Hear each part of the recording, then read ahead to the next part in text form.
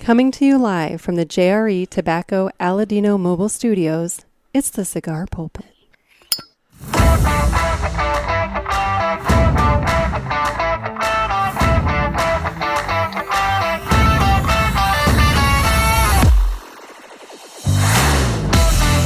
Hello, everybody, and welcome to another sermon from the Cigar Pulpit. I'm the Bishop of the Burn, Nick, and with me by phone we have Noah Zeleznik. How you doing, Noah? I'm pretty good, especially you said it right this time. Dude, I say it right every time. This is like the third. This is like the third time you have given me credit for saying your name correctly. That is what you said. However, I was at work today, and I was listening to the latest podcast, and you said, "Oh, my lovely friend Noah Zeleznik recommended me this cigar." Shit! And it took me back to high school like that. All right, well, fuck. All right, that one's on me. I get it. Well, moving on. So this is, you and I are going to do a mid-year recap, but it's not going to be cigars. It's going to be death. Yeah, I mean, they go hand in hand with cigars, right? I mean, no, I don't want to propagate that thought at all. Scratch that. But no, so you let me explain to the listeners. So you and I did an episode in December of last year where I talked about how you have this tradition, I guess I'll call it, where when a celebrity or a famous person or notable person passes away, you send me a text that just says the word "hey," H-E-Y, "hey," the name of the person, exclamation mark. And when I get that, that's how I know somebody just died.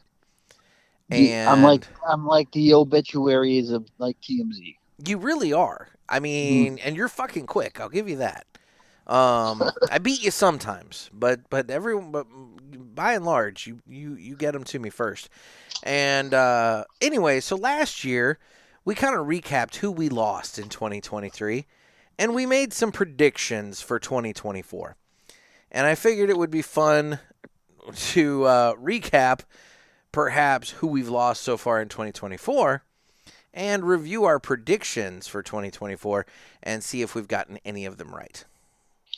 And keep in mind, we gave us the benefit of the doubt for the whole year. So technically, this is true. They could, yeah, you know what I'm saying, right? No, so even if they're still alive, we still have 6 months to. Dude, we've still got 6 months for like all these people to come to unfortunate ends. So like, yeah, no. Like, we're not saying that we're wrong. We're just saying that so far, the people on our list may or may not still be kicking. That's all. And as a disclaimer, we don't necessarily want these people to die. Absolutely not.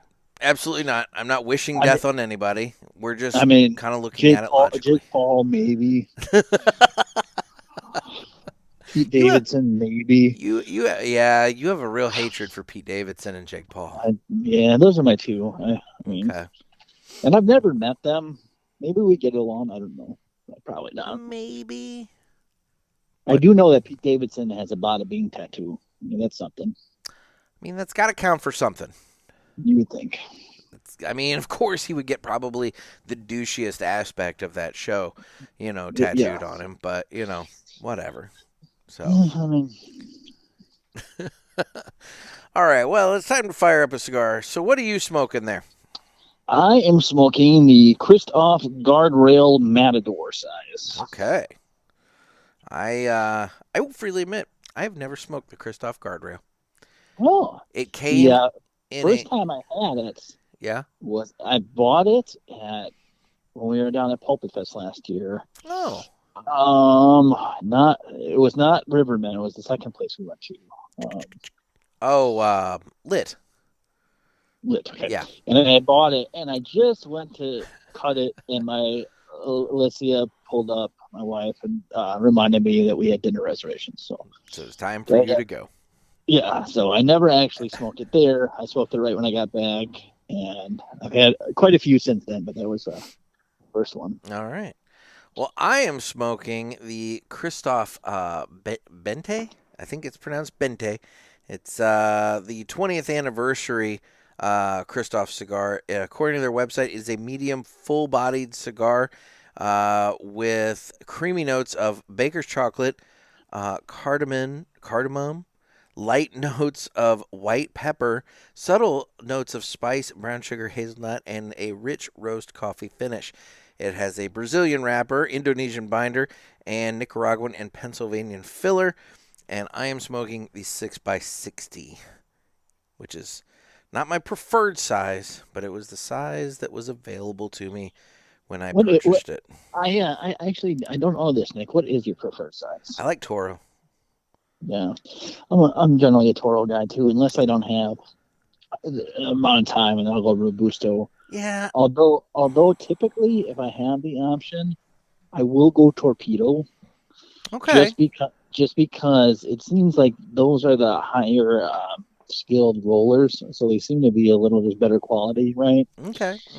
But I will say some companies do Torpedo a lot better than others. Like definitely. Perdomo comes to mind is really good. Torpedo rollers. Yep. My thing with Torpedo is I always end up cutting off too little, and I have a poor draw. Then I go to cut it again, and I either get it just right or I cut off too much, and then the thing starts unraveling on me.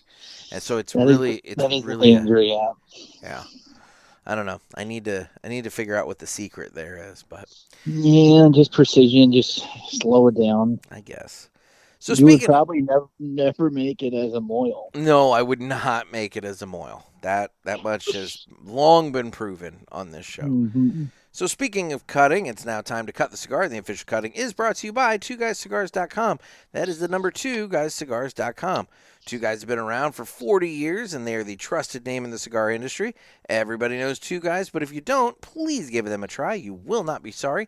Family owned and operated, 2guyscigars.com does the very best to provide you great selection, fair prices, and awesome customer service. What more could you possibly want? I mean, I know you shop them, right, Noah? I do. I've been a customer for years for them. Just they have a lot of stuff that I just can't get over here, and the customer service is really good. So I definitely peruse them a couple times a year. There you go. Well, please go to 2guyscigars.com for your next cigar purchase, and make sure that you tell them the Cigar Pulpit sent you. Put it in the little notes on the purchase there. Just be like, hey, Nick over at the Pulpit sent me. And don't forget, that's the number 2, guyscigars.com. And it's now time to go ahead and cut the cigar. So, all right. Now, we'll get this thing going. So what do we want to do? Do we want to review 2024 and then get into our predictions and see how we did? Or do we just want to rip the Band-Aid off on the predictions and then we can get into 2024? Yeah, let's go out with the old and with the new. How's that sound? Okay, so you're thinking we should just rip the Band-Aid on the predictions that we had and go from there. Get into Okay, all right.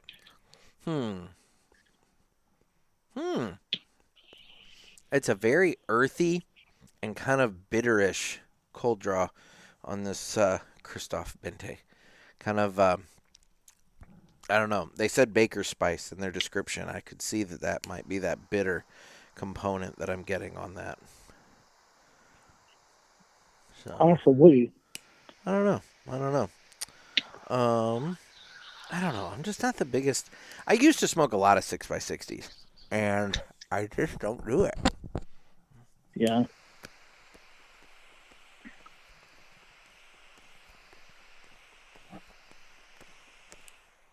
It's just not my preferred size these days. Yeah. I don't know. Whatever. What can you say? Okay, well, now that the cigar is going, let's go ahead and get into the list. So, all right. Admittedly, so far, I don't think you and I have a great batting average, which is good. Which is good for everybody on the list. I was gonna say, yeah, they're probably happy that. Yes. So we're gonna start with the 2 that you and I both had at the tops of our list, and I gave us credit for both of them, or gave us both credit for them. It's Jimmy Carter and Dick Van Dyke. And again, still don't know how that's possible. For the love of God, you know. Yeah. I mean, that's really all you can say. Yeah, I mean, technically, they both have 6 months. But I think Jimmy Carter has been given 6 months for about 5 years now. True. Well, and based on how Jimmy Carter may get drafted into the election before it's... you took the joke right from it. Based on how the debate went, I think he might be the next nominee. There you go. Well, we'll get to that in a second too. So, next up on the list, I had Gene Hackman, actor Gene Hackman, and he's still with us.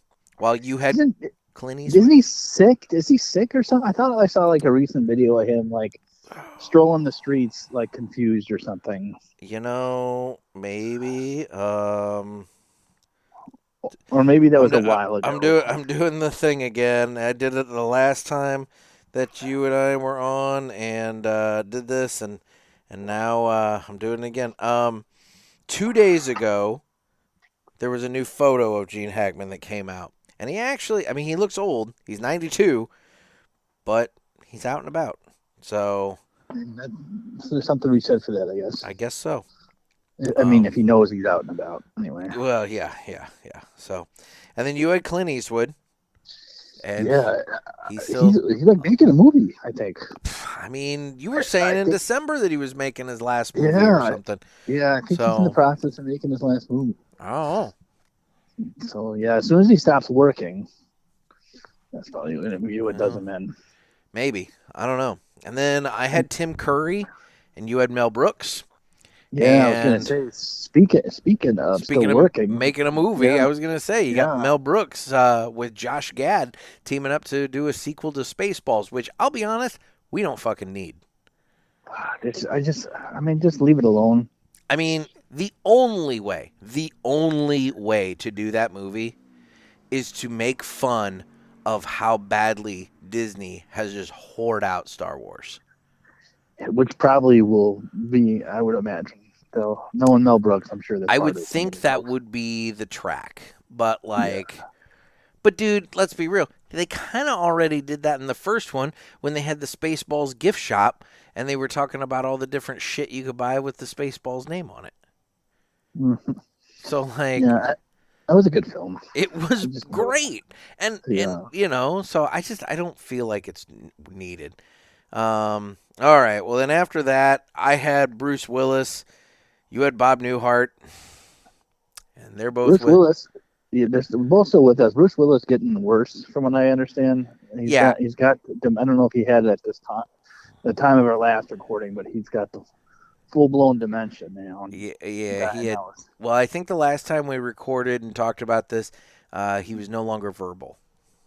Oh, okay. So it's definitely getting bad. And again, we want to reiterate, we feel bad for all. Well, maybe not the next one. Otherwise, we feel bad for all these people. Okay. The next one's Bill Cosby, by the way.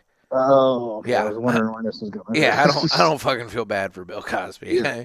I mean, kind of okay. I don't wish him dead, but on the flip side, I'm not gonna miss him. You know. How old is Bill Cosby? Oh, see, there's a lot of Googling that goes into this, and I really need to have a laptop. But you need to have a millennial. Is what you need. I need a producer. I need somebody sitting off to the side with a computer so that they can start Googling this shit as you ask it, and then they can just come in and be like, Bill Cosby's 86 years old, born July 12th, 1937. So when you get fully settled in your new house and you get your new studio, maybe that will come with the producer. You know, I mean, what are you thinking? There's just going to be a millennial chilling in the garage, just like, hey, I came with the house. I mean, you could kidnap one. Oh, I could. Yeah. That gets messy after a bit. Anyway, so moving on and on. Speaking of kidnapping, yeah, you had Keith Richards. And then I had Ozzy Osbourne, which, I mean, let's be real. They're both little ancient rockers, so at any given time it could happen. Yeah. Now this is where things get weird because you had Joe Biden. Yeah, timely on this one. Yeah, I still got 6 months. Mm-hmm.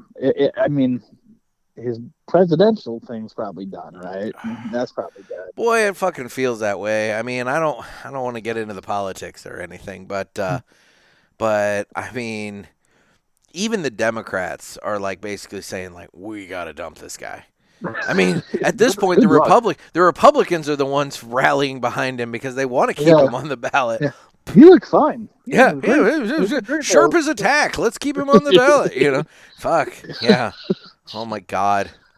We'll say that we'll put a pin in this for the Villiger segment. Okay, all right, okay. So then after Joe Biden, I said Liza Minnelli, and you said Michael J. Fox, and I mean, these looking back, these are all solid guesses. Dude, they're all. Or I'm sorry, I had Michael J. Fox. You had Michael Douglas. Well, still, these are all solid. I stand by these. I would say every one of them. You had Dominic Chianese? Chianese, Uncle Junior. Yep. He's still with us. I had Ric Flair. He's still with us. You had Mick Jagger. I had Dustin Hoffman. I mean, again, 2 solid picks, and yet still with us. Yeah. You kind of went on a roll here. You've got 3 in a row. You put out Harrison Ford, William Shatner, and George Takei. You really went hard at the original Star Trek cast. Yeah, I was going for a live Twilight Zone alumni. Oh yeah. I went with astronaut Jim Lovell. You followed up with the Rocket Man, Elton John. Yeah. Both still alive. Yeah. Here's one I had to check when I was putting this list together. Dick Vitale. He's still with us. Okay. Now, I will say about Dick Vitale. Hang on. There was something I looked and I saw this. Dick Vitale. Yes, news. 2 days ago, he announced that he has another cancer diagnosis. Oh, that's not good. Unfortunately for Dickie V, poor timing for this episode. We're going to have to put an asterisk next to that one. Yeah, he's one to watch. 85 years old, born in 1939. Yeah. Now, this is one I didn't agree with it then. I still don't agree with it now. You said Ron Perlman. I mean, this is towards the end of the list, okay? This is getting there. There. I mean, what are they, like 16th seed, you know? Yeah. Now, my next one was Camilla Parker Bowles.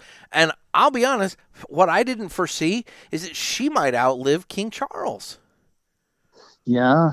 Was he on the list? I don't know. He was not on the list, but we didn't know that he apparently had cancer at the time that we came up with this list.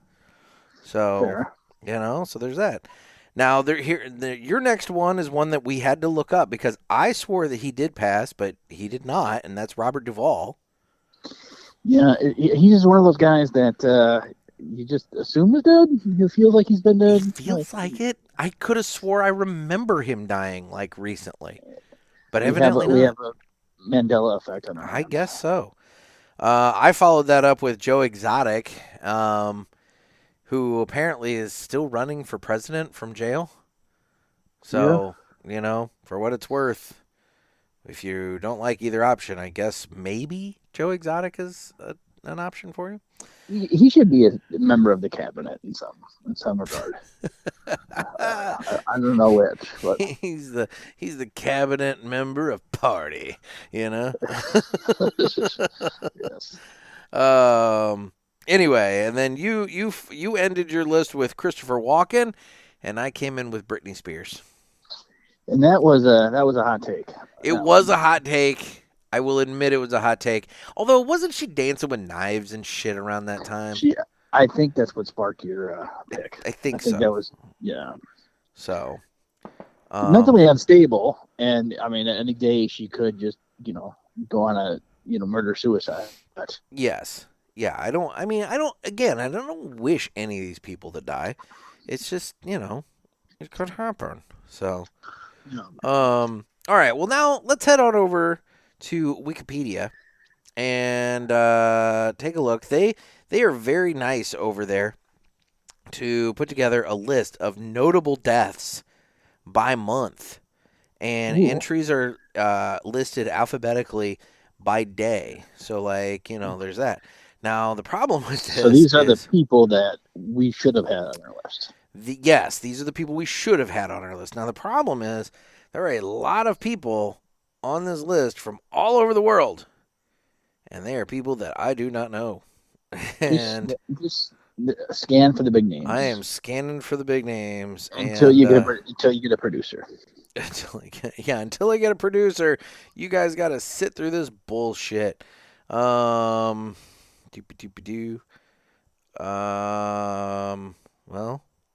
I don't know him. He was a football player, played for the Rams, the Browns, and the Redskins. His name is Frank Ryan. He played for the Los Angeles Rams, Cleveland Browns, and Washington Redskins. He was a mathematician, and he died from complications of Alzheimer's. He was 87, and he died January 1st. I don't recognize the name. I'm a big football fan. Me neither. I just, whatever. January 1st was kind of a dud of a day. I mean, there were a lot of people that died, but it's a lot of foreign people. I may have to find a different list. This might be too expansive. Yeah, I didn't realize they had it down by the day. Could you do like a month? Is that a month thing? Dude, it's by the month, and it's then and then it's like a sub list by the day, and it's like, holy shit, this is expansive. I may have jumped in. Yeah, I think I jumped into the deep end of the pool here without a life vest at all. Here, let's do this. I pulled up a second one. All right, so we got another one that's People Magazine, so it's going to be much dumber. We have 28 people on this list. This is much more reasonable. That's more doable. So Shifty Shell Shock, the front man of Crazy Town, they had that song Butterfly. I don't recognize that. He died just the other day, June 24th, at age 49. You probably ain't gonna hate it because I have no idea who this guy is. It's okay. Donald Sutherland, actor Donald Sutherland. So are you going reverse order now? Fuck, I don't know. I'm just, dude. These are very recent deaths. These are what's on People Magazine's website. So yes, maybe it is in reverse order. That might explain why. Because Donald Sutherland is June 20th. So. Yeah. And then the next one is May 25th. So yes, I'm gonna say that these are probably reverse order. All right, that's fine. So we have Donald Sutherland, actor, died at age 88 on June 20th. What's a quick favorite Donald Sutherland movie? MASH. Okay. I'm partial, so I'm gonna say Backdraft. But... You're gonna say what? Backdraft. Oh, okay. De Niro. Yeah. I was gonna say another fucking De Niro, but yeah, no, dude, MASH. He was the original Hawkeye, and I'm sticking with MASH. He was also in Animal House, and I got to give him credit for that too. He's one of those guys that always looked kind of old. Yeah, so it's hard to tell like how old he was. You know? And another guy kind of seemed like, is he dead? I feel like he's been dead. You know. Well, he played this skeevy professor that was getting the college girls high and having sex with them in Animal House. So, there was that. But you know what's funny? When he passed away, I heard people talking about how they had no idea that Kiefer Sutherland was his son. How could you not? That's kind of my thing. I'm thinking, fuck, aside from just the last name, that's not the most common name. They look alike. Yeah, it's like, did you know that James and Josh Brolin are related? Oh my God, who knew? Anyway, all right. Well, number 3 on their list was actor Johnny Wachter, who played Brando Corbin on General Hospital.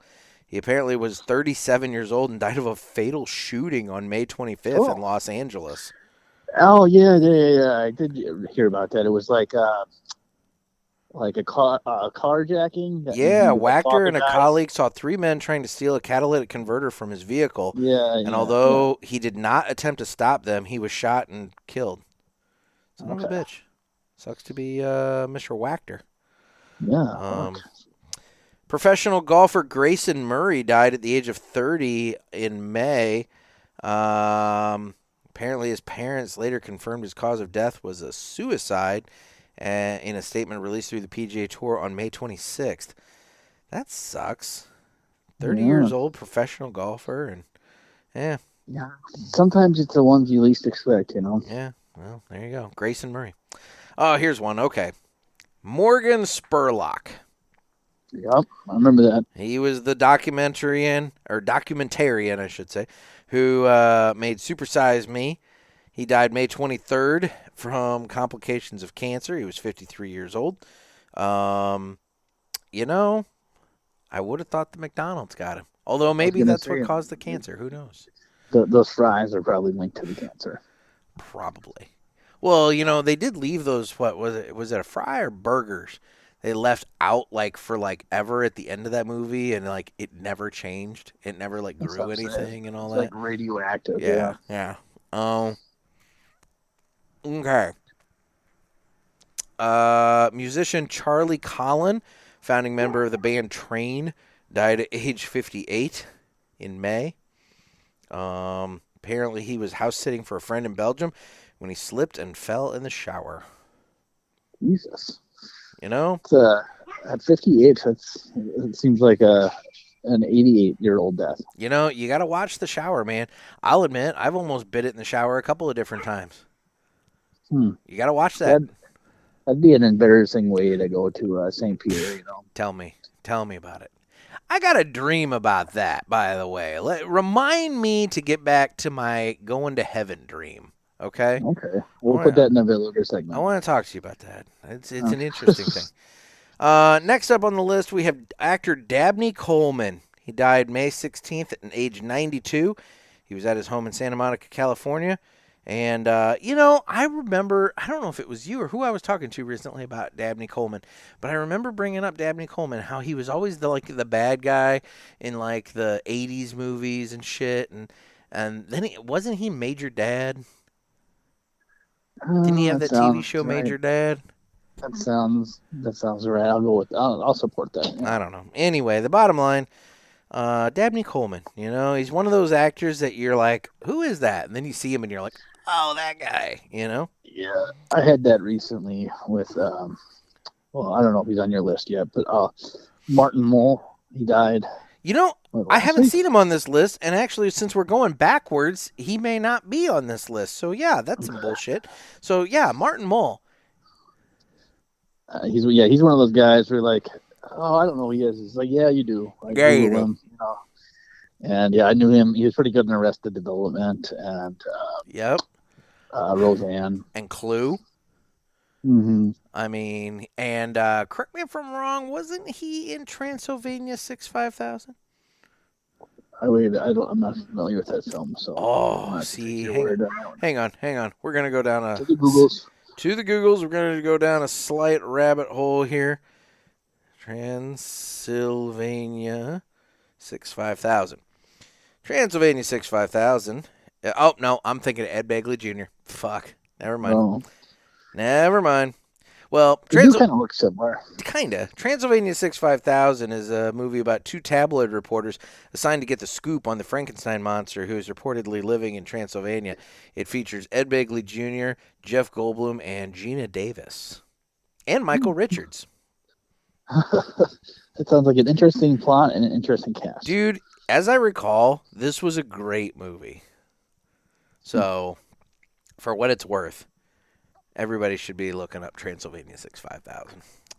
So, next up on the People Magazine list, we have Chance Perdomo, not related to the Cigar Perdomos, I don't believe. Although maybe. I don't know. I hope not. I hope not. But he was an actor known for his role on Gen V, which was a spinoff of The Boys on Amazon, and The Chilling Adventures of Sabrina. Died at the age of 27 as a result of a motorcycle accident. Yeah, I never watched that spinoff. I didn't either. I'm actually, I haven't even started watching the new season of it yet. So, I've been meaning to, but I have, mm-hmm. Same.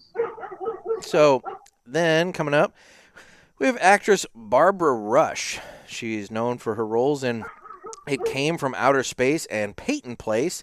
She died on Easter on at age 97.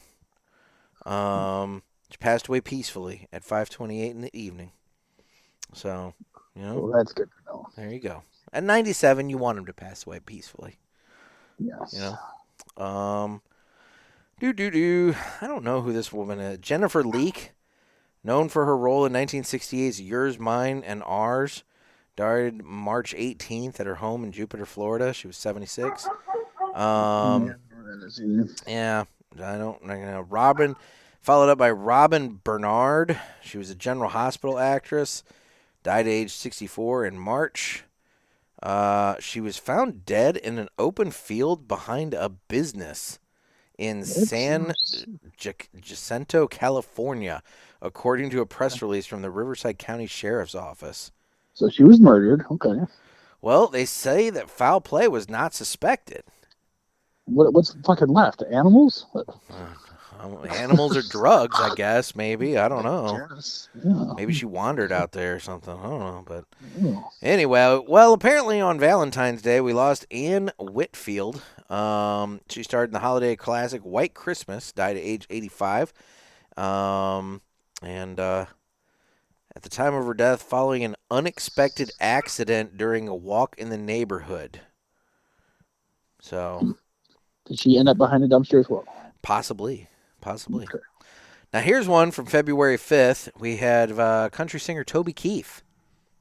Oh, that seems like it wasn't even this year. That seems like forever ago to me. Dude, this year has flown by. The fact that you and I are doing a mid-year recap of celebrity deaths right now is kind of blowing my mind to a degree. In July. We're in July. I know. It's insane. But he died February 5th after being diagnosed with stomach cancer in fall of 2021. He was 62 years old. Yeah, I don't know how long he had the stomach cancer, but it seems like he announced the stomach cancer and he died real soon after that. Mm-hmm. I don't know. Then we have an actor, Kenneth Mitchell, who is known for his roles in Star Trek Discovery. And I'm a nerd, and I don't recognize him. Anybody's going to know who that is, it'd be you. Yeah, died at age 49 after being diagnosed with ALS. So that sucks. That's a shit way to go. Mm-hmm. I'm going to butcher this dude's last name. Actor Chris Gauthier. Gauthier. Gauthier? Yeah, I don't know what that is. I don't know. Known for his roles in Once Upon a Time, Eureka, and Smallville, died at age 48 on February 23rd. His manager told TV Line that he died, quote, suddenly and unexpectedly following a short illness. Yeah, that sucks. Nobody wants that. Also in February, we lost comedian Richard Lewis, known for his role on Curb Your Enthusiasm. He died at age 76. Again, that one seemed forever ago. And the crazy thing about that, I don't know if you're a Curb fan, but he was in almost every episode of the most current season. Wow. So it's like he dies and his episodes are still coming out. And that's weird. And then they made in memory of, and it was. And the real creepy part is, I think it was the episode right after he died. Yeah. That Sunday or whatever, they were talking about their death. Ugh. Like him and Larry David about who's gonna will who what. It was really kind of eerie. Ugh. Yeah. That is weird. Mm-hmm. Well, on February 1st, we lost Carl Weathers at age 76. Mm-hmm. God, that was a tough one. That one hit hard for me. I mean, not as hard as he hit Rocky. Ooh. But yeah, I liked Carl Weathers. Oh man, the Predator, fucking Apollo Creed. Yep. I mean, yep. Just a cool dude. Was a cool dude. And then in January, there was actor Christian Olivier. Is it Oliver or Olivier? I don't know which. But apparently he was in Speed Racer and the Babysitters Club. He was 51 years old. It was a plane crash. Yeah, that sucks. Oh, God damn it. I should not be laughing. This is a dead man. January 3rd, we lost Harry Johnson. Harry Johnson, known for his roles on Battlestar Galactica and Law and Order, died at age 81. Died in Los Angeles after a long illness. But yes, R.I.P. Harry Johnson. Were you laughing at his name? I was laughing at his name. Yes, I was totally just like, huh, Harry Johnson. Anyway, I had a real high school boy moment there. It's like, huh, Harry Johnson. Agnes Mitchell, or Angus, not Agnes. Got my letters mixed up. Angus Mitchell, the only child of hairstylist Paul Mitchell, was found dead in January. He was 53. Then followed up with, oh, this list sucks. We got Glynis Johns, Glynis, Glynis. You have to be mispronouncing this. I have to. I mean, she was 100 years old. Ooh. She was an Academy Award nominated actor who co-starred with Julie Andrews in Mary Poppins. And I don't know. Anyway, she looks like a nice person in her picture. David Soul, best known for playing Detective Kenneth Hutchinson on Starsky and Hutch, died January 4th at age 80. So we lost Hutch. And who are these people? We have actor Aidan Canto, best known for his work on The Cleaning Lady and Designated Survivor, died at age 42 following a private journey with I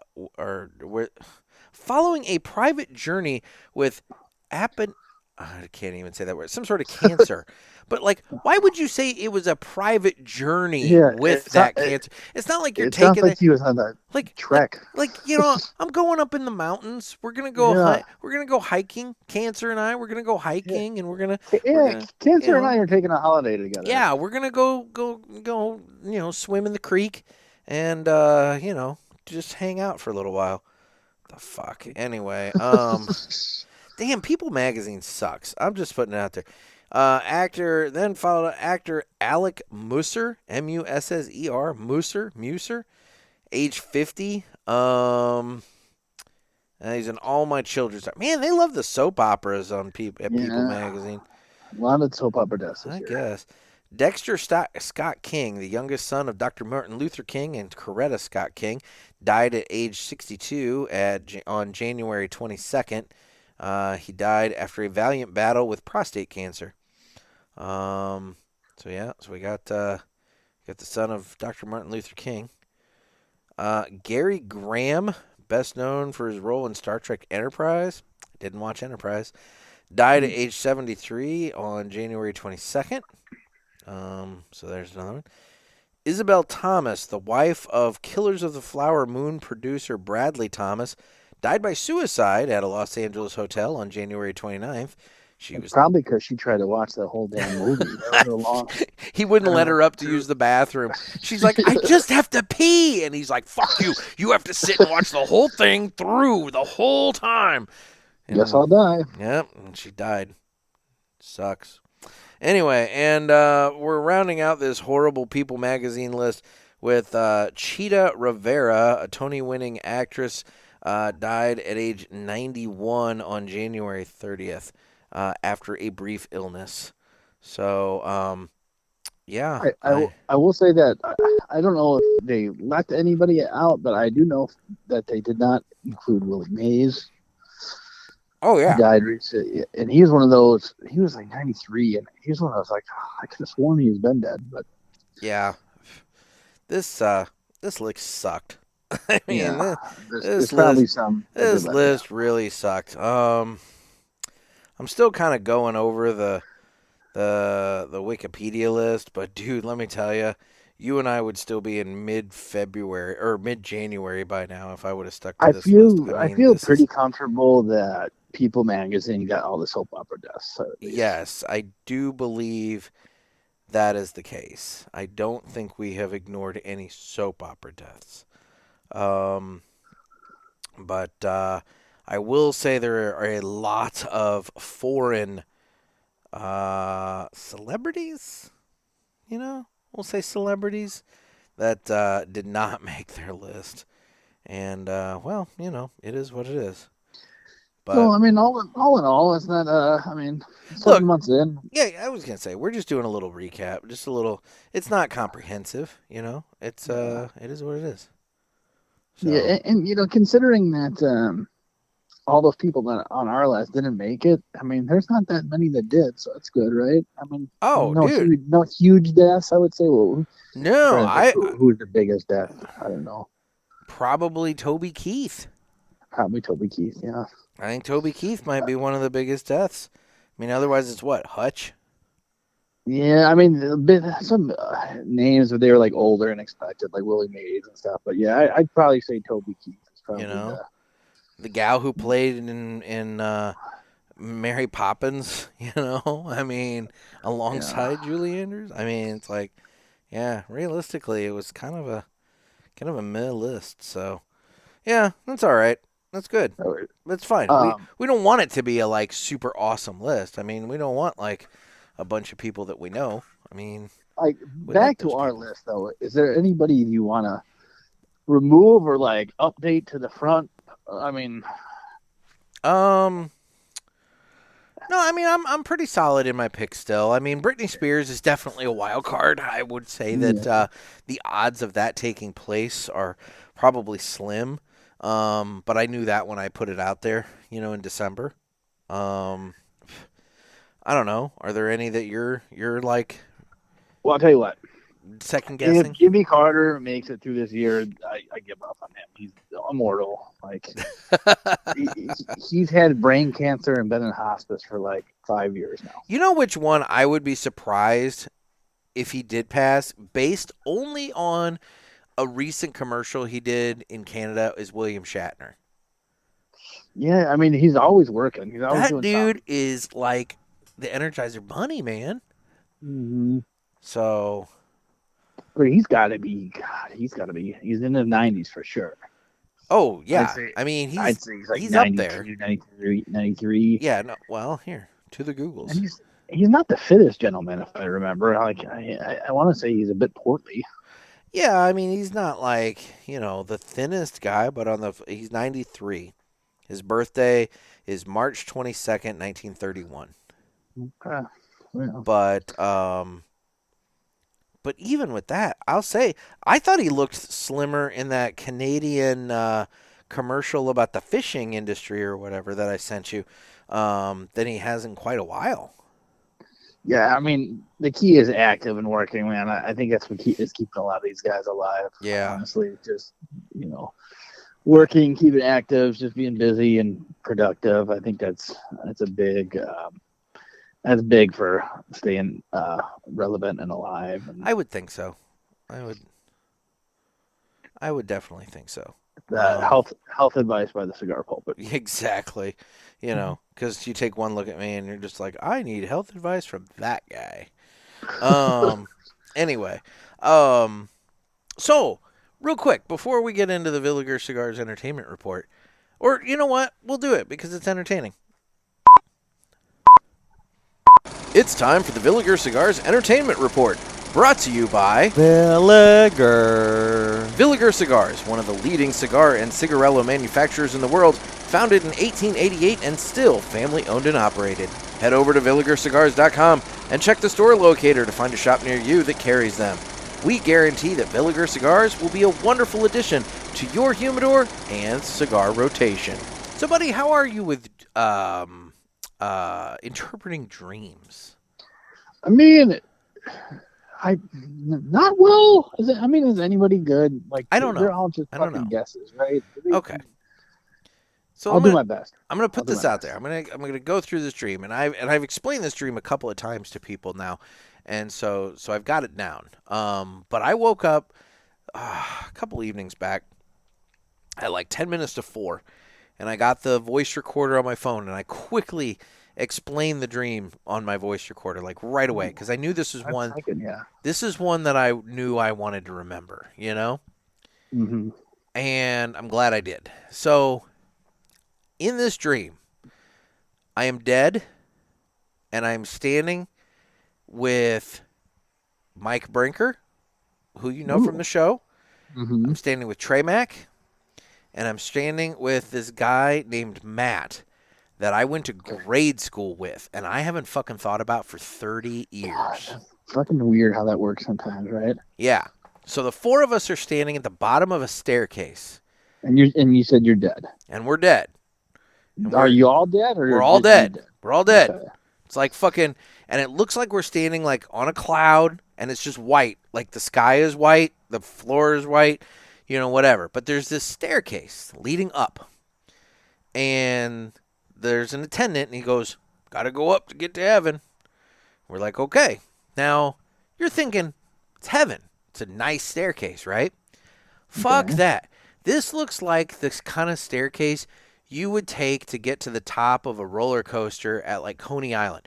I mean, each step is metal with that little crisscross pattern like stamped into the metal, and it's got like the rails with the bars, you know, like holding up, and like every fourth bar goes up higher, so there's a metal canopy like above the stairs, and it's rickety as hell, and it's all metal, and it's just janky looking, right? Well, after, let's say 50 steps, there's a platform, and there's an attendant. And he kind of looks at your ticket and he goes, "All right, keep going." And so we're going, and we're going, and we're walking, and we're walking, and we're going to the top of the stairs. We finally get to the top of the stairs. And it's a big platform, all right? There's railings on all sides, and there is a ladder, like just a metal ladder, you know, kind of like you'd find on a playground, you know, just a metal ladder. And the attendant says, "You got to go up the ladder and through the hole to get to heaven." And we look at the fucking hole, and there's no way any of our fat asses are fitting through that hole. Like, all four of us are like, what the hell? Like, you got to be thin to make it through this hole. Or little, like a child, you know? Okay. And I'm like, what the hell are we going to do? And so Brinker goes around to the edge and looks over the rail, kind of looking up, and he can see the platform above. You know, basically heaven. He can see heaven, like where the ladder puts you. And he's like, "Dude, I think we can like climb out, stand on this rail, and pull ourselves up to that platform." And we're like, "Well, can we do that?" And the attendant's like, "You can take a leap of faith." And so Brinker tries it first. He falls. Now, because he's dead, nothing happens to him. He just has to climb the stairs again to get to us. So we know there's a little bit of time. So Trey Mack goes next. And Trey Mack manages to, like, shimmy his way up there and get up on that platform. So now we have a guy up on that platform. So now my friend Matt from grade school climbs out there. And Trey Mack's helping him up, you know, and everything. And they get up there. And it's my turn, and I'm freaking out because I'm like, I don't like heights, and I don't want to do this. And, you know, I'm like talking to the attendant guy, and he's like, "Well, you can either try that, or you can just hang out here on the platform with me, and over the years you'll lose some weight, and eventually you'll get thin enough that you can fit through the hole." But then Brinker shows up, so Brinker, he goes ahead and tries it again. Well, now he's got somebody up there to help him up there, so he gets, you know, up there. So now it's my turn, and I got to decide, am I going to go over the side or am I going to go over the ledge? And that's when I woke up. Very interesting dream. My quick takeaways are: fat people go to hell.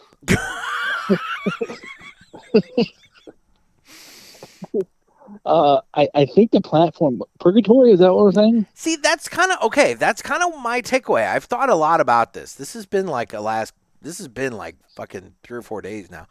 So I thought a lot about this. And I think the platform is like purgatory. And I think that when you're shedding the weight, quote unquote, to get through the hole on the ladder, you're shedding like all the bullshit and you're like distilling yourself down. Yes. But you can also, like the attendant guy said, you can take that leap of faith and go over the rail and try and like, and I almost wonder, it's like, did you cheat your way into heaven by climbing over the railing? Yeah, and I'll be honest with you. If this is a heaven, purgatory, hell situation, I don't really appreciate the cunty riddles this guy is giving. You know what I mean?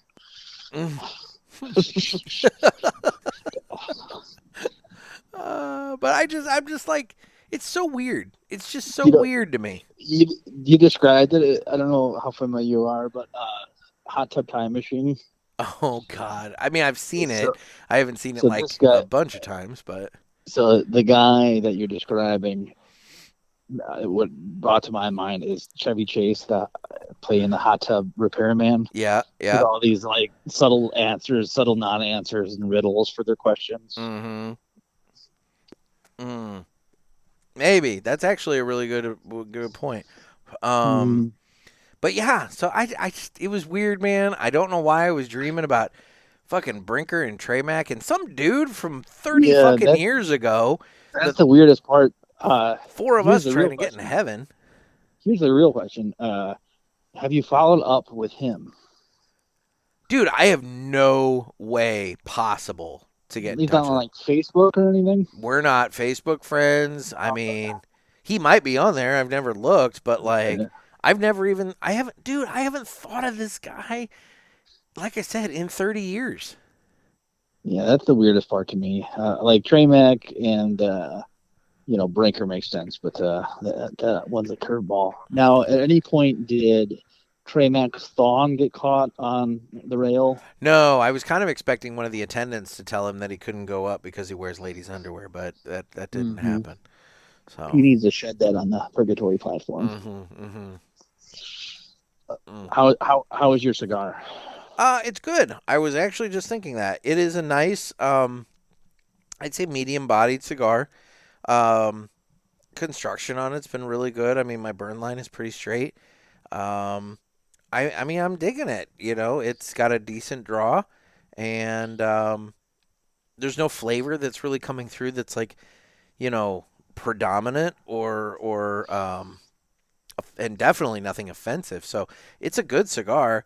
I will admit, I don't quite know if I feel like the price point on it was about right. I don't remember. I don't remember what I paid for it, but I remember thinking, okay, it's definitely more than the Nicaragua and more than the like Tres Compadres and all those guys. So yeah, the anniversary ones tend to which no matter what brand they're higher. Yeah. Yeah, Kristoff, I think, has really kind of hit their stride lately with the last, 5 or 6 offerings they've released. I would say so. I mean, like I said, the Nicaragua and the Tres Compadres I've really liked. I like the Nicaragua more. I think it's got a little bit more to it than the Tres Compadres does. But I like that one. I still need to try that guardrail. I was starting to tell that story when earlier, and I forgot. I got it. It's good. It's unique. It's got that was it Zimbabwe tobacco in there? Yeah. So it definitely has. I forget. I don't have it right up with me. I can't remember if that's part of the filler or the binder, but it's you're definitely smoking it. You're tasting something unique. I think that's probably what that tobacco is. That's awesome. No, I got it in the Cigar Authority show pack, and I had it in my travel humidor to smoke one day, and I met up with Brinker and this guy Tom, and Tom ran out of cigars, and being the nice guy that I am, I offered him my travel humidor. I'm like, just take one, whatever you want, and that's the one he grabbed. So my one that I had went to Tom, and I have not found another yet and purchased it. So yep. It's a unique cigar. It's good. I'd recommend it. Okay. All right. So, Villiger Cigar Entertainment Report. I talked about my dream. What have you been watching? Well, I had this dream that I was. No, I'm just kidding. So I actually got some. Ammo. I came prepared for this one. Ooh. So, we talked about the debate earlier, and Does De Niro still have a new movie out or something? I do watch other stuff occasionally. Okay. Although I did rewatch some De Niro movies lately. Of course you did. I'll start off with this documentary I watched on Hulu. It's a 3-part documentary, and it's I have not. I guess it was a pretty popular case, but I was completely unaware of it. And it was about the case of Sherry Papini. I don't know if you recognize that name. No. Really interesting. I want to say like early 2000s. Okay. And I don't want to give anything away. It's a 3-part documentary, but it's called The Beautiful or The Perfect Wife, I want to say it's called. Okay. Perfect Wife. And it's a real interesting, like I said, no spoilers, but crazy bitch is the big takeaway there. Okay. All right. Then. It's worth watching though. It's just like, what? Like, how did you think this was going to end out? Like, yeah, I don't understand. Okay. All right. Mm-hmm. Well, give that a shot. What else have you been watching? Well, if you want to talk about the debate, I was gonna say you want to get. Now, here was my takeaway from the debate: was where are we in this country that we're literally watching two guys debate their golf game? Yeah, at least that was at the very end because that was I know that was like a meme. You know what I mean? That was sad. That was truly sad. That was sad for everybody in the country, not just those two. Right. That's kind of how I felt too. And honestly, you could kind of sum up the debate as that in a whole too. Just it was just but no, it was good TV. I think it's pretty safe to say that probably the worst performance ever given in the debate, I would say. Yeah, that's what I've been gathering. I think no matter what side of the party you are, I think that's pretty. I didn't watch it. I've seen some clips. I've read a lot of articles about it to play catch up, but I could not bring myself to watch it because I knew, dude, I don't thrive on awkward, I don't enjoy awkward. I don't seek it out, and I don't like watching other people like fall on their ass in such a. Well, let's put it this way: I do like watching people fall on their ass. I love fail videos, but I don't literally fall on their ass. But I want to watch them literally fall on their ass. I don't want to watch them proverbially fall on their ass and like make an embarrassment of themselves and like. And, dude, you knew that one or both of these guys was going to do that. And if you don't like awkward, this is not the thing for you. I couldn't do it. This is more awkward than an erection in church. Now, I will say, you want to talk about awkward. Apparently, RFK did a debate by himself where he was watching the CNN debate and he would like pause it and interject with his own answers to the questions. I mean, do what you got to do, I guess. I mean, part of me is kind of like, I don't know. I honestly, you know what? That guy's getting mentioned in some interesting places, and I do wonder if maybe there's going to be I don't think he wins, but I do wonder if there's a larger contingent that votes for him than you would think. We'll find out. I found out recently. Did you know that he was married to the woman who plays Larry David's wife in Curb Your Enthusiasm? Is he really? Yeah, that was her name, Cheryl Hines. Oh shit! Yeah, I did not know that until recently. I didn't know that either. Mm-hmm. Huh? I'll be damned. Okay. Well, I don't know. Dude, it's so fucking sad. We're literally. It was train wreck. I was the quintessential train wreck. Because I just can't. And I was talking to you. I was talking to you about this the other day. There's another one scheduled for like September. Yeah.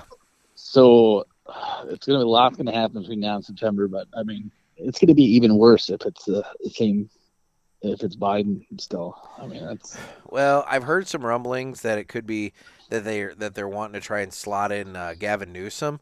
Which, why the fuck would you do that? California won't even vote for that guy. You know, no, it's like seriously, he tanked the state of California. Why would you possibly think he's a viable presidential candidate?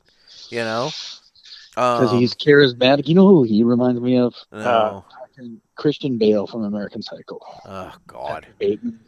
You know, and then my illustrious governor, J.B. Pritzker, I think he has some eyes on it. But you want to know who he reminds me of is a fat Rod Blagojevich. So, you know, that's awesome. And let me tell you, as somebody who's lived in Illinois under J.B. Pritzker, nobody needs to fucking vote for J.B. Pritzker. Please don't vote for J.B. Pritzker. Yeah, Illinois is... Keep Illinois out of the White House, please. Yeah. As an Illinois resident, keep Illinois out of the White House. What's the governor? What's his name? Illinois' governor? Yeah. J.B. Pritzker. Or who's the guy I'm thinking of? God, what's his name? Blagojevich? No. I don't Never know. mind. I think he's a senator. He must be a senator. I don't know. Who are you thinking of? I don't know. I would recognize the name if I heard it. Oh, okay. Dick Durbin. Oh, fucking tricky Dick Durbin. Yeah. You got to Dick Durbin before Durbin dicks you. Yeah. Uh-huh. He's a senator, right? Mm-hmm. Yeah. We don't want that. Yeah, no. That guy is nothing but trouble.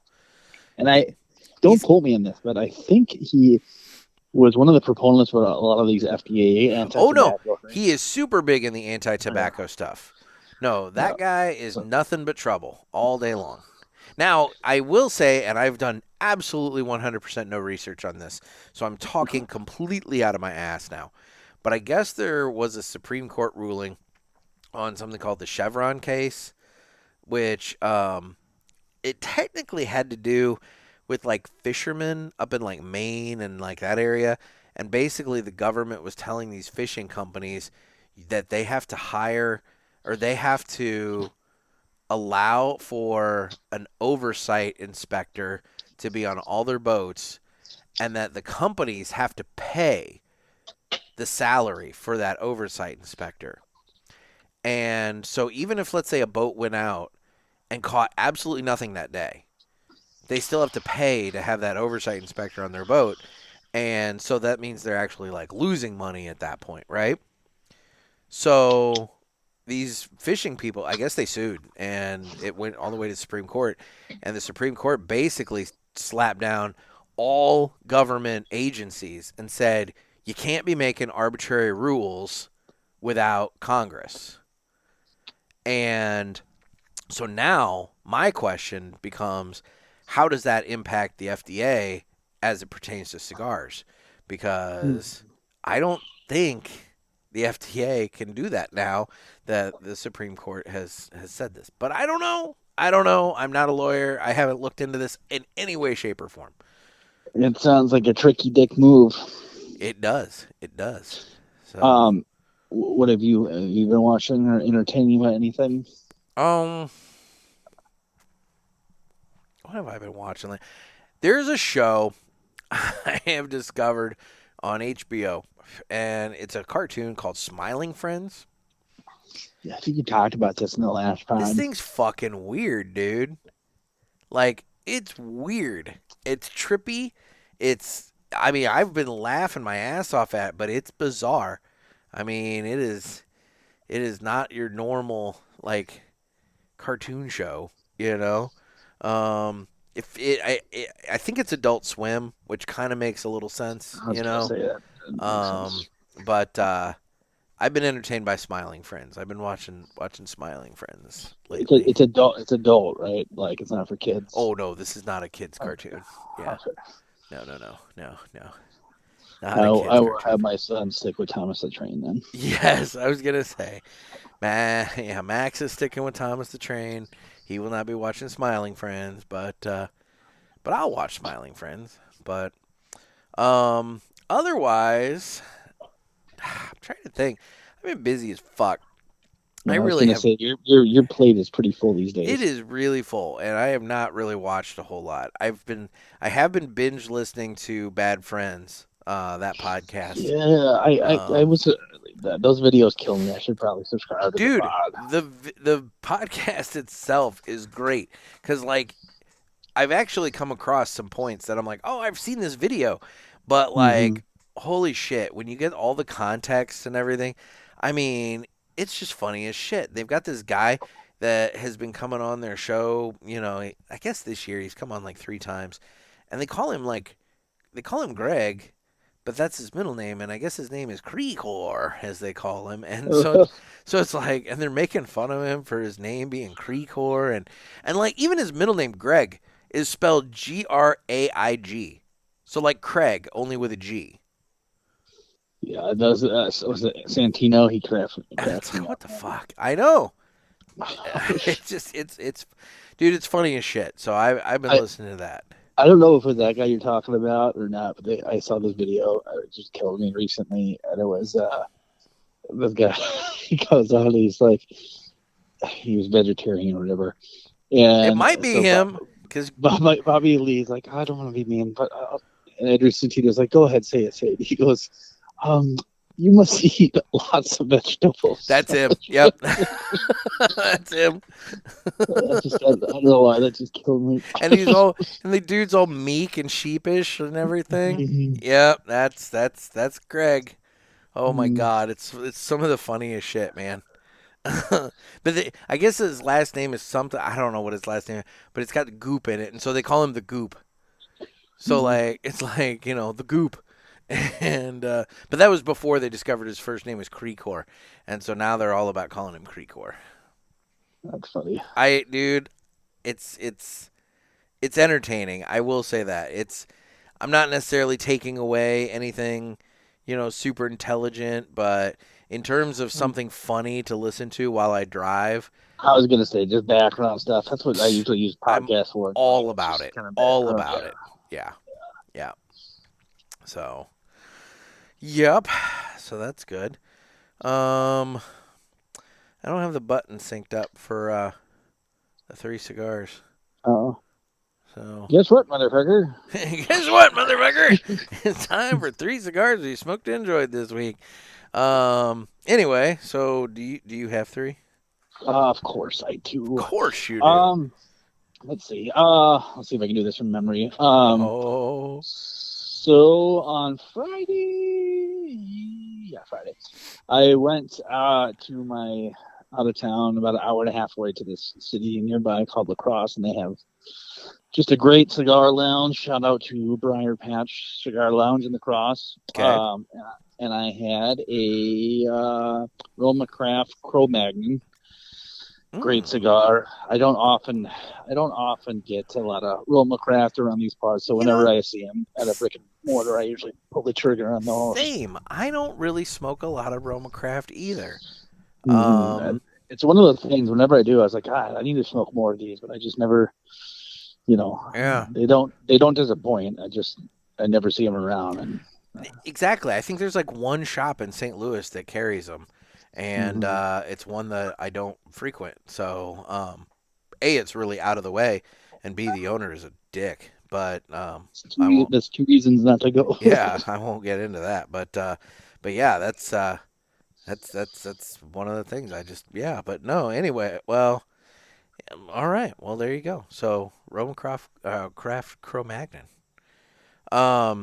My first one is one that I actually smoked on the show, and I really enjoyed it. It was definitely more mild than I thought it was going to be, but it was that Liga Privada H99. Yeah, your good friend Noah Zeleznik recommended that Yeah, one I to know, you. right? Sorry. You know You what? I was going off the top of my fucking head, and I said it, and I was like, "Is that?" And it's like, yeah, fuck it. I don't know. And yeah. I'm Serbian, not Polish. Yeah, see, that's a good cigar, and I had never really, I don't think I'd really ever heard anything about it until I saw it on the shelf, and yeah, it was definitely much more layered and complex than a lot of the other ligas. Mm-hmm. But I I found it stronger. I don't know. Maybe I was just smoking too fast or whatever, but I found it, I mean, not strong. And definitely, Oh, dude, the number 9 and the, what is it, 52 or whatever the hell? I think those are way yeah, stronger than that yeah, H99. yeah, yeah. They're definitely stronger, I'm but I not think, saying that it's a mild cigar, but I'm saying that in terms of Ligas, I think it was definitely the most mild of the Ligas. You know? yeah, I would agree with that. Yeah. Yeah. And I So, think that's probably what they were going for too. well, I think you kind of, if you're smart, you would, offer up a little variety. That way, if, let's say, like I was saying on that show, if you've got a Connecticut shade smoker and they want to try a Liga, you've got something that you could recommend. Yeah, it's going to be stronger than Connecticut shade, but not so strong that they can't smoke it, you know? Mm-hmm. Yeah. But anyway, what's your second one? Let's see. Last night I smoked a Viva La Vida. If you ever had those, I that's have. artisan tobacco. Yep, yep. It's a pretty good cigar. Very, very strong. It's a fairly strong cigar. Okay. Real good. Paired really well with the bourbon I had. It's been a while since I've smoked one of those. I felt like that Yeah. was got really popular maybe during COVID, Mm-hmm. and it was one of those ones that like kind of blew up during COVID, and then after COVID like we all moved on to the next thing, you know?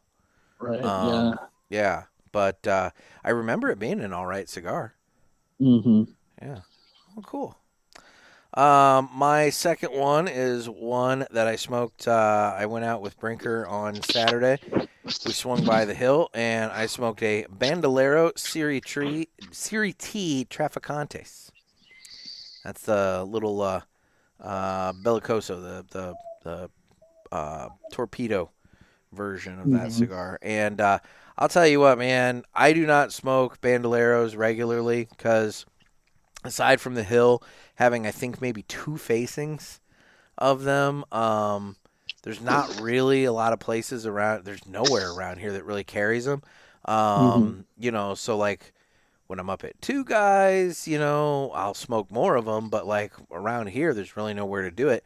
But holy shit! I mean, if you're looking for that Atabey and Byron experience, but you don't want to spend Atabey and Byron money, Bandolero is the way to go. You Mm-hmm. know, but Yeah, it still goes through a lot of those same processes mm-hmm. that the other ones do. And my problem with those is yet not only are they hard to find, but I can never fucking keep track of what the hell they are. There's so many different Yes, yeah. I will So say with Bandolero, it is a little confusing because there's what Series A and is it Series C or something? something. Yeah, I've had a couple of them and I've liked them. I just can't tell you off the I've top of my liked head which I've smoked. every one of them I've had, but I can't tell you what one was what. Yeah, Mm-hmm. exactly. I don't know. So, all right, what's your last one then? I had the West Tampa Black Toro the other day. I had one of those yesterday myself. I saw that. Yeah, I Yeah. saw that on. Yeah, good cigar. Great. Yeah, real good, real unique. I'm trying to think. What is that? Is it Ometepe that they had that Nicaraguan, that volcanic Nicaraguan tobacco they have in there? That real volcanic rich soil. Yeah, I don't know. You can really taste that kind of real earthy, real good cigar. It was a very nice cigar. I smoked that yesterday. I also picked that up at the Hill. But my third one is going to be one that I also picked up at the Hill that I enjoyed, and it was the one that I kind of ended my night with on Saturday. That was the Blackbird Superb, and I smoked that in the Robusto size because that's the only size they had. But the Superb is my favorite of the cigars that Blackbird puts out. It came out this year. It's their first entry in Habano, and holy shit! It like on the first time I smoked it, I was like, "This is the best thing you guys have put out." And Would you dare call it superb? I would indeed call it Superb. It is aptly named. It is aptly named. Aptly named. Aptly named. I've smoked a lot. You know, the last like couple of days, I've smoked some good shit. I was Like gonna say it was kind these of are some quality smokes you got it there. was kind of hard to like narrow it down to three here because like I also like yesterday I also had a Rojas Blue Bonnet in the Lancero Oh, size. yeah, it's a good cigar too. Freaking great cigar, but I just And when is the official? Do you have an official day for when you're lighting up that Byron? I know you have an official occasion, but oh, oh, do you have the date I yet? do indeed have the day, and it will be soon. It will be soon. Nice. I don't want to jinx anything, because the current owner has a few repairs that they need to make in order for city occupancy to be approved, and in order for the closing to take place, city occupancy needs to be approved. So, just kind of waiting on the word that the current owner has completed that. But once that takes place, soon, soon I will be enjoying that Byron 1865, right? 1865. I don't know. Sounds, yeah. It's a $65 Byron cigar. It's going to be the most expensive cigars Yeah. I've ever smoked, and Yeah. I am I looking forward to that. I am looking forward to it for you because I have smoked a couple Byrons, not that Byron, but uh the Byrons I've had have been just lights out, and Are this you one I not think a Cigar Authority show pack guy? I am not. No. Oh, dude, that came in the December show pack. Yeah, that was like a Christmas present. Yeah. Yeah, yeah. Let me tell you, you gotta get in on that because Dave likes to make that December show pack special. Yeah, dude. That yeah, like you said, $65 cigar. I mean, Yeah, he's yeah, he's that's he's put some good shit in the December pack before. mm, So, yeah, um, that I'm excited for you, like I said, because yeah, the Byrons I've had weren't just the original. I mean, not this new relaunched 1865. I'm really I've looking forward to it I've heard they're even better. So for a lot of reasons. I'm looking forward to it. So, I mean, and at the end of the day, I mean, that's what cigars are, right? Just a celebration of dude, life. And it's exactly it. It's memory. You know. mhm. I mean, that's the thing. Like, recently on the show, I had a listener reach out with a question for his neighbor. His neighbor was saying that he liked Cuban cigars, Cuban cohibas, and wanted something kind of similar, Yeah. And come to find out, his neighbor liked the Cubans because I guess there was a story involved. Like, there was this, he I guess was friends with a guy who, in college who had some tie to South America and shit. And I guess their family was like mega rich down in South America in some country or some shit like that. And so like they Mhm. went, he and his buddy took all of his friends down to the family compound for like 2 weeks or some bullshit. And at one point, he's down there living in the lap of luxury in this country and whatever. And I guess somebody gave him some Cuban cigars, and they sat around the pool and had the Cuban cigars and shit like that and everything. And it was one of those things where that was the memory. And so Mhm. that's why he says, he likes the Cuban cohibas. And it's like, okay, that's great. That's awesome. Mhm. But you got to try some other stuff. Now, I want to give a shout out to both Ed Sullivan and Mr. Jonathan. They both made some recommendations, and this gentleman did place an order for some both Aladino Corojo Reserva and some Atabes Oh. that are going to be coming his way from twoguyscigars.com. So, And dare I say, with either of those cigars, probably better than the Cuban tea. by A plus far, or two. by Yeah. far, this guy is going to And a have lot cheaper.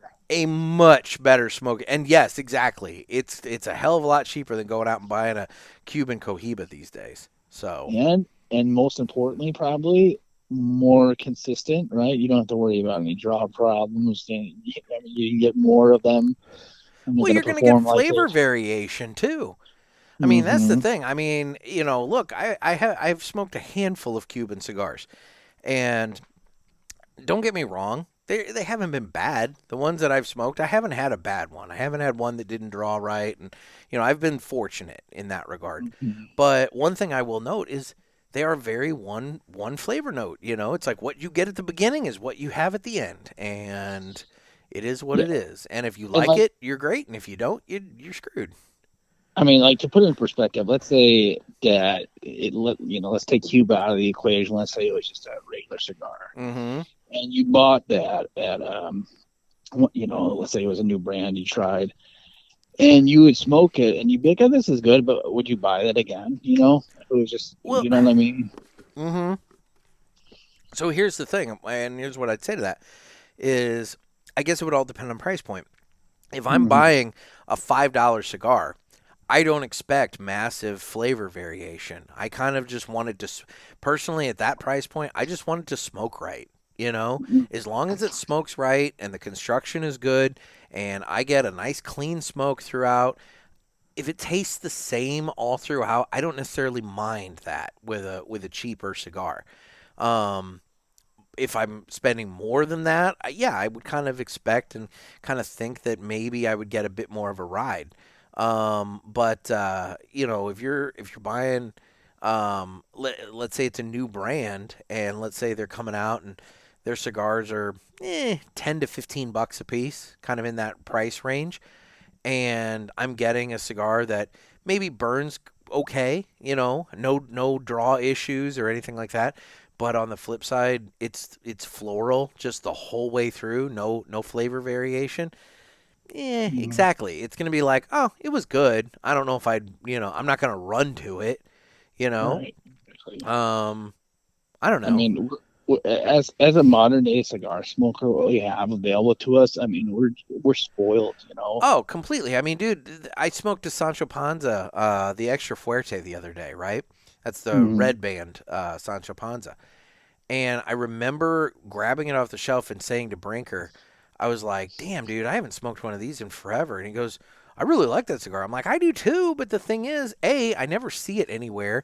And B, it's just one of those ones that it's good, but it's not spectacular to where it, like, when I see it, I'm just like, oh my God, I have to, So Right. I grabbed it because it is also fairly affordable. I mean, it's sub $10. So, it's like, okay, this isn't bad. And it was one of the Matt Booth blended ones, So, I mean, it's good. It's not anything that I'm gonna like say is my cigar of the year, but it's good. It's decent. It was a nice, enjoyable smoke. So, but yeah, it's kind of that. It's that thing that what we're talking about. It's that kind of thing. It's like, it's good, but I'm not gonna like run to it or run to the store for it. I might pick it up while I'm there with some other things, but I'm not going to the store saying I need a box of this. Right. Yeah. Right. Well, I just lost the Sancho Panza endorsement. That and McDonald's are not going to be endorsing your podcast. Not after this episode. Mm-hmm. No, and probably not any of the soap operas either. I kind of shat all over them with their stuff. Well, I mean, if there's one thing that soap operas are, avid cigar smokers. Yeah, I'm sure there's a lot of crossover between the General Hospital audience and my audience. Yes. Susan Lucci, big cigar smoker. I could see that. You're joking, but I could see that. Although I don't know if we're talking about the same kind of cigar, if you know what I mean. But anyway, I'm just thinking of that Ask the Boys question about raunchiest thing you ever did with a cigar. Oh, dude, the only answer to that is what Bill Clinton did with it. I like, not to get too graphic, but oh dear God, I can't imagine that that's going to be good for the wrapper, right? I feel like that it's not going to smoke very well after that. mean, here's the thing: you see some of these guys in the cigar lounges that kind of like suck on the end of it for a while before they cut it because they want to, like, moisten up the wrapper so that it cuts better.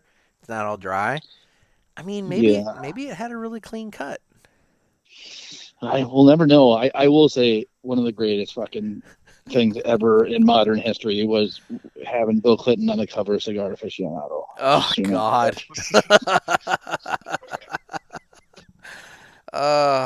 Yeah. Well, you know. Do you know who else was on the cover of Cigar Aficionado? There's been a lot of people. I mean, are you talking about Fidel? I'm talking about De Niro. Oh, okay.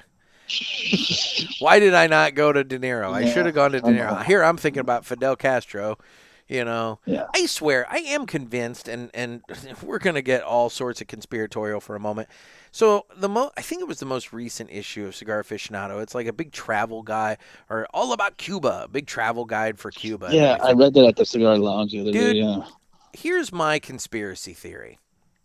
I suspect that Cuba cannot advertise their cigars in Cigar Aficionado, okay? However, I think the way they've figured out around that is maybe the deal is Cigar Aficionado does like a travel guide issue for Cuba like every like couple of years, because I distinctly remember there being another. If I go through my back issues, because I'm a hoarder and I keep shit because I have a purpose for them, but I haven't done it yet. You know, I'm pretty sure they've done some travel guides to Cuba and whatnot in the past. This is not a new thing. Yeah, And I feel that sounds familiar to me too. Yeah, I feel like Cigar Aficionado kind of promotes traveling to and visiting and doing things in Cuba, you know, with some regularity. And I just kind of have to wonder if maybe that's the workaround that they've kind of figured out with that. I mean, you have me convinced. I'm just saying. I don't know. I'm just spitballing here. Next come thing to you know, Cuba, not so communist anymore. I'm gonna end up with, you know, the freaking Marvin Shankman on my doorstep wanting to fight me in the street. You know, I don't know. He might be able to kick my ass. I don't know. He's older than me by far, but you know, he might be able to kick my ass for all I know. He'll bring some Cuban refugees to fight you. It'll be like when they dumped all those illegals up in Martha's Vineyard. He'll just bring a bus full of Cuban refugees to my house. Just drop them off. You just drop them off and expect me to take care of them. You know, outside of your carport. They can live in the tent. You know, boy, won't it fool them when I move out in like 2 weeks? Ha ha, fuckers. They're the neighbor's problem now. Exactly. It's like, well, sorry, landlord. I gave you tenants at least. You know. Yeah. I don't know if they're going to pay. Caretake that pond you have out there. You know, they may not pay, but I will say they'll at least be able to help you with your flooring. Yeah, there you go. Yeah. I think you have it all figured out. I think this is a win-win. It could be. It could be a win-win. So, anyway, fucking good coffee. If you head on over to fuckinggoodcoffee.com, you can try a variety of blends. Nick's got everything to take care of you, from the light roast to the dark roast, all the different blends, different coffees for you to try. And the beauty is they all pair with cigars. The lounge blend pairs well with everything, so you can give that a shot. And who doesn't like, well, I mean, if you're a coffee drinker and you're a cigar smoker, you probably like to pair the two. I mean, I guess I can't say everybody. I only recently started drinking coffee, like within the last year. I would say it's most people, right? I would think. Yeah. But like I said, I've only started drinking coffee within the last year, and but I like it. It's pleasant. And anyway, if you go on over to fuckinggoodcoffee.com, you can get all kinds of great coffee sent straight to your door, and you're supporting a small business, and you're having a good time with that. So, and if you like cigars, he's also got my monthly cigars you can check out too. But the fucking good coffee. Don't be a fucker. Drink fucking good. In terms of the socials, I'm available on Instagram at the Cigar Pulpit. I'm on Facebook, where we have the Cigar Pulpit Parishioners group. Twitter/X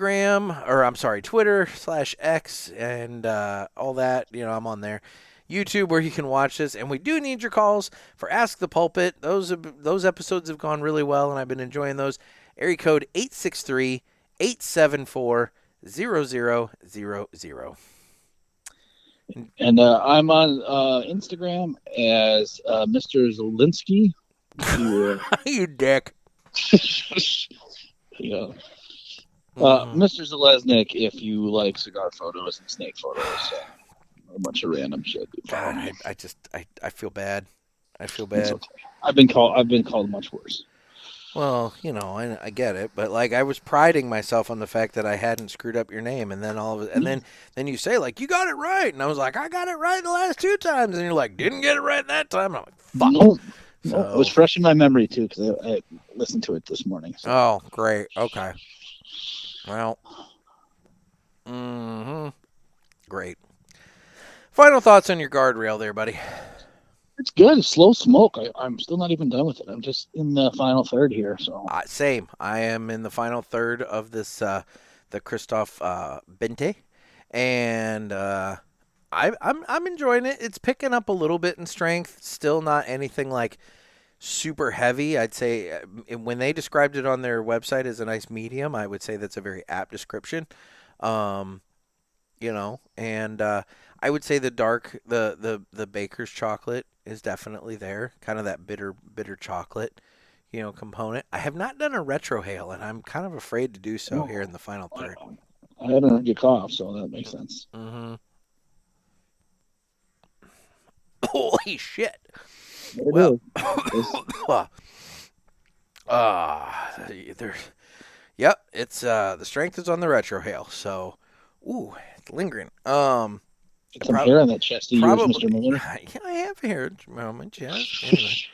Anyway. But yeah, it's definitely stronger on the retrohale, but good cigar. I'm digging it. I'm trying to remember what I paid for it. I feel like it's one of those ones where maybe it's not going to be one that I'm going to smoke on the regular due to the price point. Yeah. But because I feel like the Nicaragua, I like the Nicaragua better than this. I'll say that much. That's a good smoke. Yeah. But this is not bad by any means. I like the Nicaragua better. What's that other one they came out with around the same time as the Nicaragua? The Tres Compadres. Yeah, that's a good one too. Yeah. Yeah. It's basically the same cigar, just a little. The Nicaragua I think is tweaked a little higher, and yeah, this one's a little milder. Yeah. But no, good cigars. So, now in terms of show schedule for the rest of the month of July, I said that I will be going to one a week for the rest of July, or for July, due to life, and so that'll be taking place starting this week. So this is our episode for this week. So does that mean it's Pulpit Rewind season, or what does that mean? No, I think I'm just gonna let it go. People are just gonna wake up on Fridays and there just won't be an episode. Absence makes the heart grow fonder.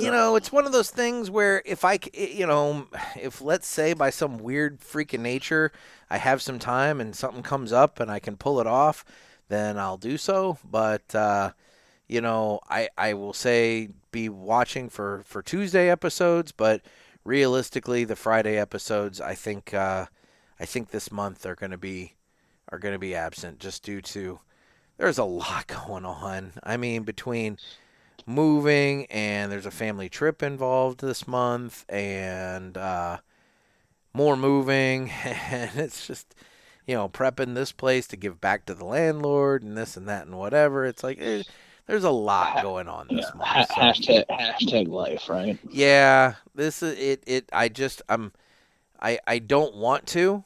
Like, I really don't want to for a lot of reasons.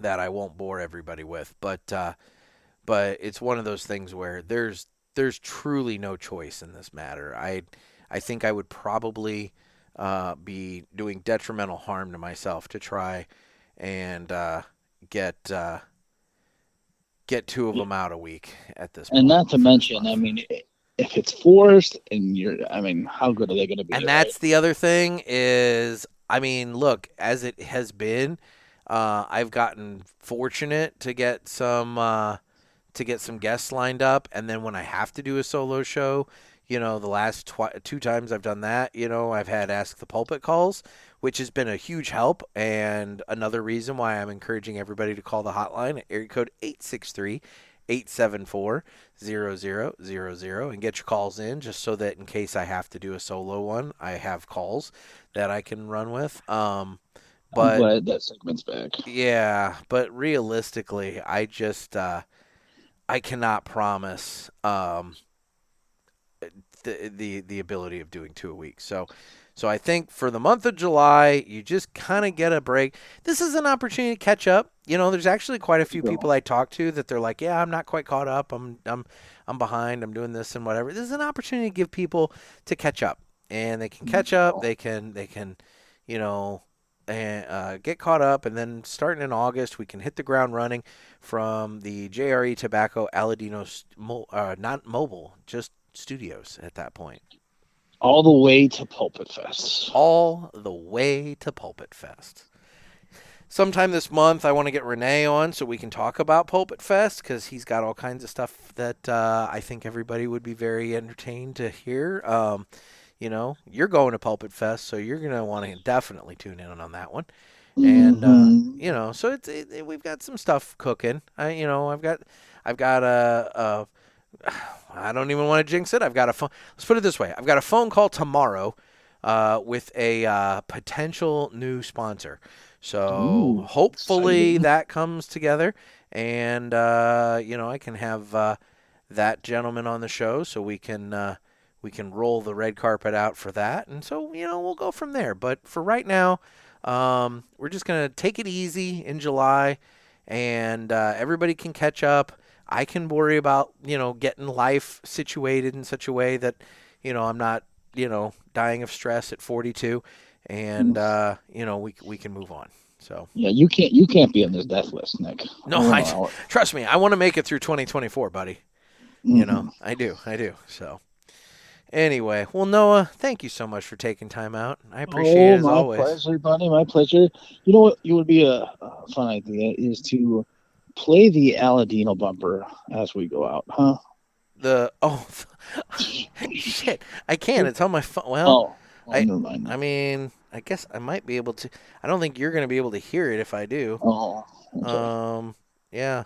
I mean, yeah. Never mind. I don't want to create more work anyway. Well, okay. All right. You can just sing it. How about that? Corojo, Aladino Corojo. It is a catchy tune. I'll be honest, dude. It does get stuck in your head. I'll say that much. I will say that much. The Jose Dominguez, even the El Baton. I was smoking the El Baton like a month ago, and I was singing a song to myself while I was smoking it. Mm-hmm. I like that song. I don't think Drew did, because I don't think so. He ended up going to that one about the factory, but no. Yeah, that's definitely what happened. It's all right. So anyway, well, guys, this has been another sermon from the Cigar Pulpit. I'm Nick. And I'm Noah. Everybody stay safe and stay smoky.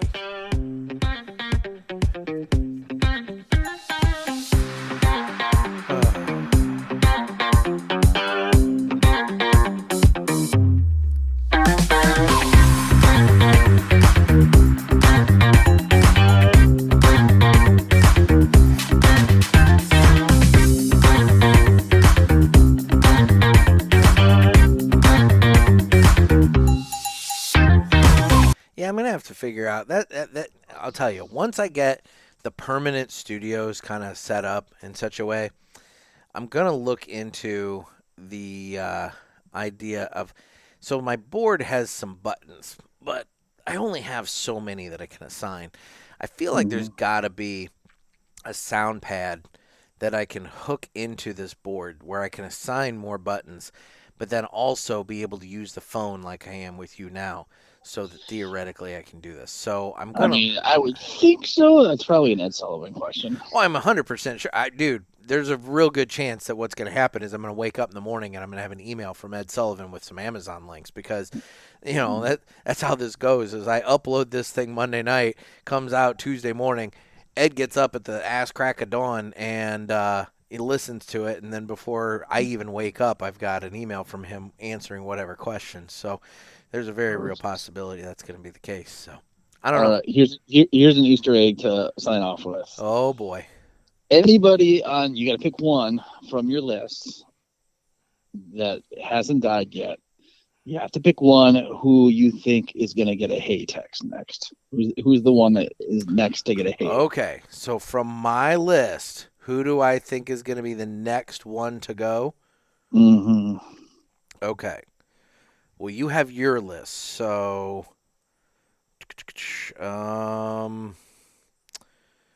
okay, so my list consists. All right, we'll take Jimmy Carter and Dick Van Dyke off because that was both of ours. I think we'll just stick to the ones that were specifically us. So my list is Gene Hackman, Tim Curry, Bruce Willis, Bill Cosby, Ozzy Osbourne, Liza Minnelli, Michael J. Fox, Ric Flair, Dustin Hoffman, Jim Lovell, Dick Vitale, Camilla Parker Bowles, Joe Exotic, and Britney Spears.